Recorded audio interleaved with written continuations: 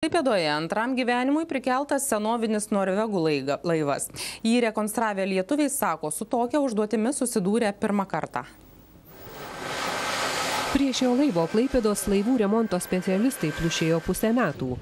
Suremontuoti XIX amžiaus pabaigoje Norvegijoje statytą laivą buvo tikras iššūkis. Tai yra istorinis ir senas laivas buvo.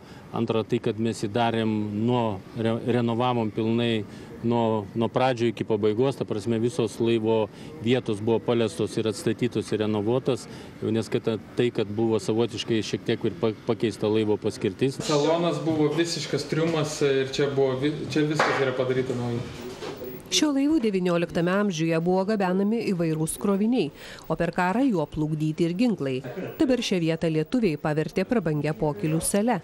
Išskirtinė jos interjero dalis – ąžuoliniai laiptai, papuošti lietuvio kalvio pagamintais turėklais.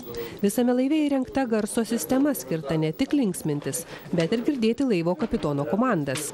Norvegai sako, taip restauruoti laivos savo jėgomis nebūtų sugebėję, juolab, kad ir reikiamų medžiagų savo šalyje nebūtų gavę. Norvegijoje mes nebūtume galėję taip atstatyti laivo, nes nebūtume gavę tokių medžiagų. Mūsų šalyje nei tiko medienos, nei maumedžio neįmanoma įsigyti. Prikelti antram gyvenimui laivą kainavo 1 700 000 litų. Norvegai neslepia, kad tokie darbai Skandinavijoje bent 4 kartus brangesni. Iš Klaipėdos į Norvegiją 40 keleivių ir įgulos narių talpinantis laivas plauks 5 dienas. Vasaros pabaigoje lietuvių suremontuotas laivas dalyvaus Norvegijoje vykstančiame senovinių laivų parade. Jame akį trauks keliasdešimt senovinių norvegiškų laivų.